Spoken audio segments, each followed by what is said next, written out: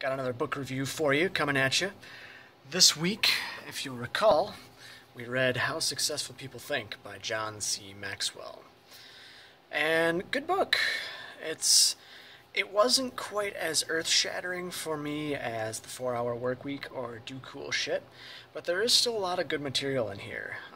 Some of you who follow me may be familiar with John C. Maxwell and some of the other books that follow this color scheme, like the E-Myth and E-Myth Mastery and all those kinds of things.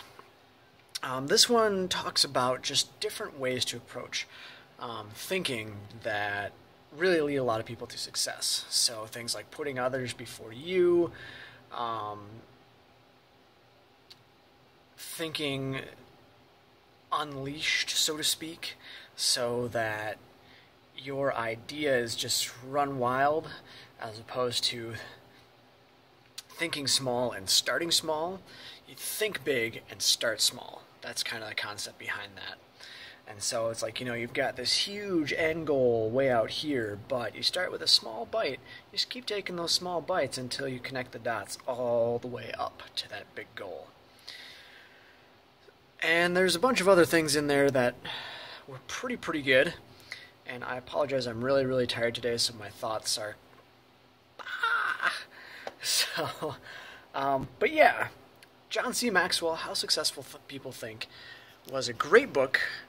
And definitely one that will help people who want to succeed figure out their priorities to help them find that success. So now, some of you are probably asking, well, what's the next book? The next book I was inspired to read by listening to a CD from an edition of Success magazine that a colleague gave me, where they interviewed Mr. Ries. Ries. The author of The Lean Startup.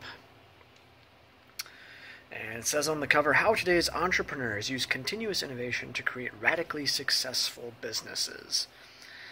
Now, the foundation touched on this a little bit, and some of you who may not be familiar with the foundation, just ask me about it. I'm not going to put it all into this video because it takes a little bit to explain.